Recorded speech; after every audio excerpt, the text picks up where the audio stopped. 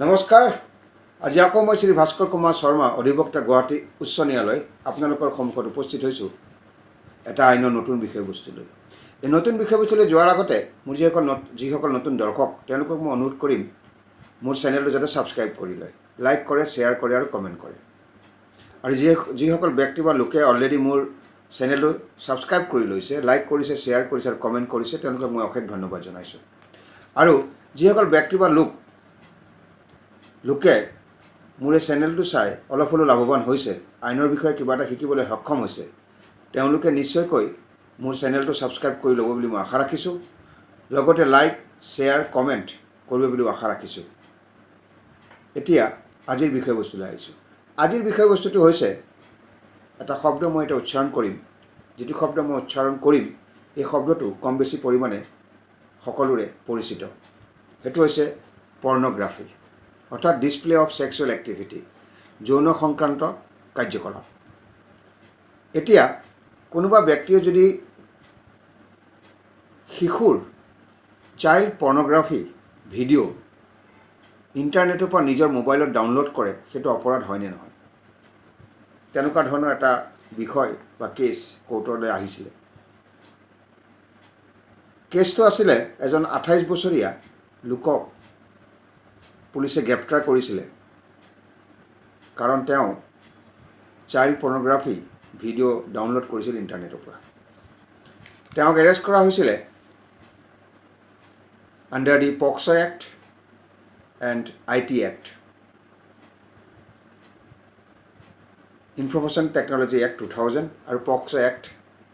এই আইনখনৰ বিষয়ে কম বেছি পৰিমাণে সকলোৱে জানে। এই দুটা আইনৰ আধাৰত সেই ব্যক্তিজনক গ্ৰেপ্তাৰ কৰা হৈছিল। কেছটো কোৰ্টলৈ গ'ল।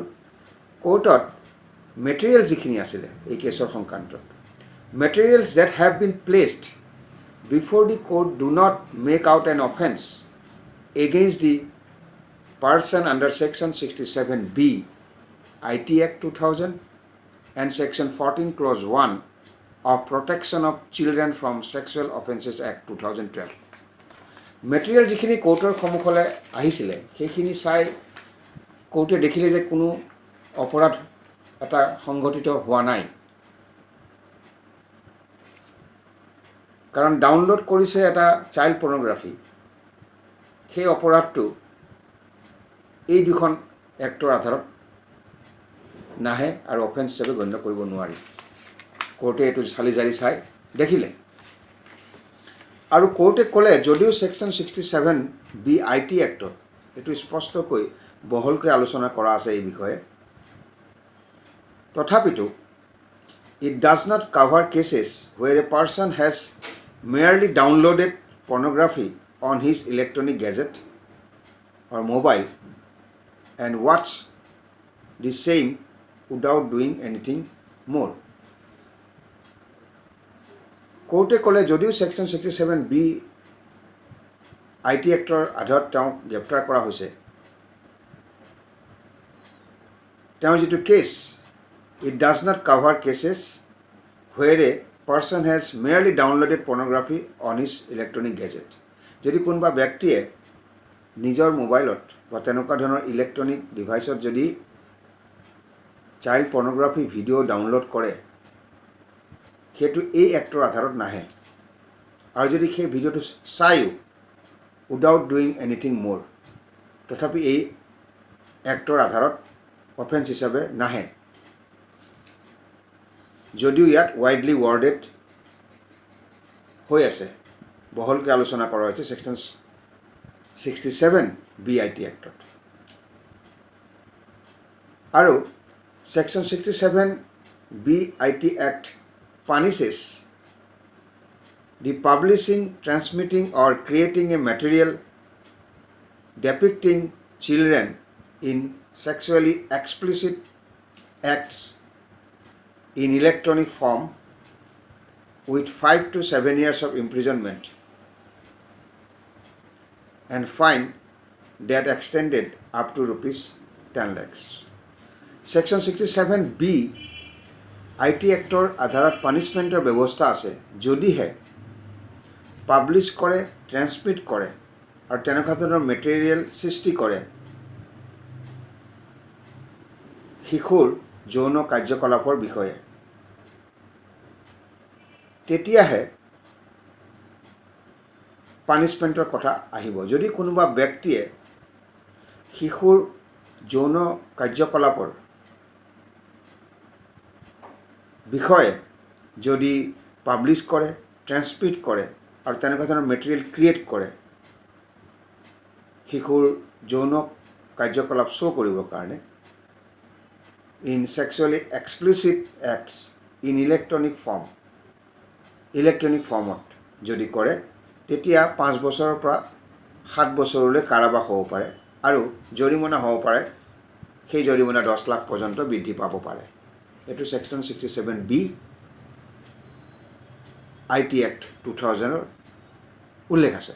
অৰ্থাৎ আপুনি যদি পাব্লিছ কৰে, ট্ৰেন্সমিট কৰে আৰু তেনেকুৱা ধৰণৰ মেটেৰিয়েল ক্ৰিয়েট কৰে ডেপিক্টিং children in sexually explicit acts, শিশুৰ যৌন কাৰ্যকলাপৰ বিষয়ে যদি আপুনি ট্ৰেন্সমিট কৰে, পাব্লিছ কৰে আৰু তেনেকুৱা ধৰণৰ মেটেৰিয়েল ডেপিক্ট কৰে ইলেক্ট্ৰনিক ফৰ্মত, তেতিয়াহ'লে কিন্তু এইটো অপৰাধ হিচাপে গণ্য কৰিব পাৰে।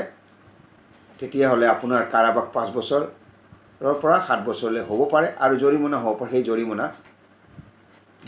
10 লাখলৈকে বৃদ্ধি পাব পাৰে। এতিয়া ছেকশ্যন 14 ক্লজ 1 পক্সো এক্ট, যাক আমি protection of children from sexual offences act 2012, এই পক্সো এক্টৰ যিটো শব্দ, এইটো কম বেছি পৰিমাণে সকলোৰে পৰিচিত। এই ছেকশ্যন 14 ক্লজ 1 পক্সো এক্টত prescribes punishment for using a child for pornographic purposes. Section 14 clause 1 যিটো পক্সো এক্টত আছে,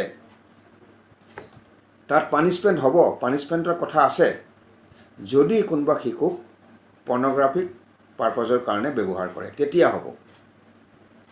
আৰু কাৰাবাস 5 বছৰতকৈ কম হ'ব নোৱাৰে আৰু জৰিমনা হ'ব পাৰে, মনত ৰাখিব। আৰু in the event of second and subsequent conviction, কাৰাবাস 7 বছৰতকৈ কম হ'ব নোৱাৰে আৰু জৰিমনা হ'ব পাৰে।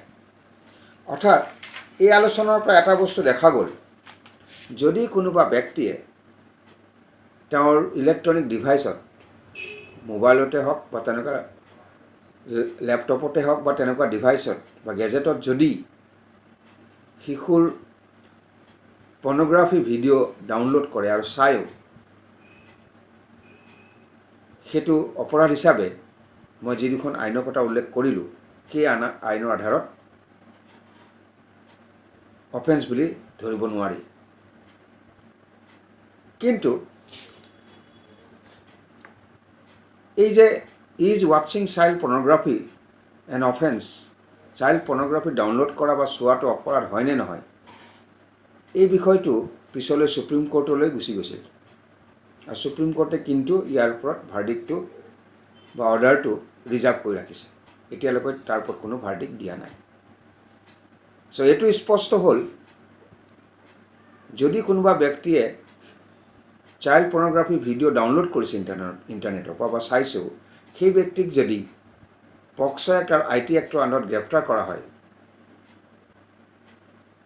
কিন্তু তেওঁক অফেন্স বুলি ধৰিব নোৱাৰি। কাৰণ এই এক্টত তেনেকুৱা ধৰণৰ স্পষ্টকৈ লিখা হোৱা নাই বা উল্লেখ নাই যে চাইল্ড পৰ্নোগ্ৰাফি ভিডিঅ' যদি ডাউনলোড কৰি ইণ্টাৰনেটৰ পৰা চায়, সেই বিষয়ে স্পষ্টকৈ কিন্তু এই দুখন আইনত লিখা হোৱা নাই। কিন্তু পানিছমেণ্ট হ'ব কিন্তু যদি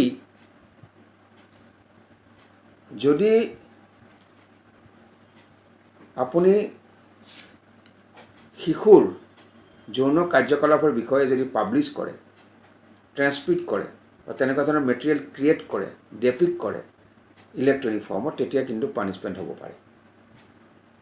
আৰু পক্সো এক্টৰ আণ্ডাৰত পানিছমেণ্ট হ'ব পাৰে যদি আপুনি কোনোবা শিশুক পৰ্নোগ্ৰাফিক পাৰপাজৰ কাৰণে ব্যৱহাৰ কৰিছে। বৰ্তমান এটা কথাই আপুনি জানি থওক, আপোনালোকে যদি কোনোবা ব্যক্তিয়ে নিজৰ মোবাইলত বা লেপটপত বা গেজেটত বা তেনেকুৱা ধৰণৰ ডিভাইচত যদি চাইল্ড পৰ্নোগ্ৰাফি ভিডিঅ' ডাউনলোড কৰিছে আৰু চাইছে, সেইটো এই দুখন আইনৰ আধাৰত কিন্তু শাস্তি বিহিব পৰা নাযাব। পিছত কেছটো সুপ্ৰিম কোৰ্টলৈ গ'ল। সুপ্ৰিম কোৰ্টে ইয়াৰ ওপৰত কিন্তু অৰ্ডাৰটো ৰিজাৰ্ভ ৰাখিছে।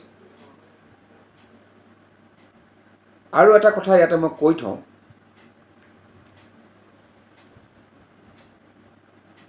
ভিডিঅ'টো ডাউনলোড কৰিলে, চাইল্ড পৰ্নোগ্ৰাফি ভিডিঅ' ডাউনলোড কৰিলে ইণ্টাৰনেটত চালে,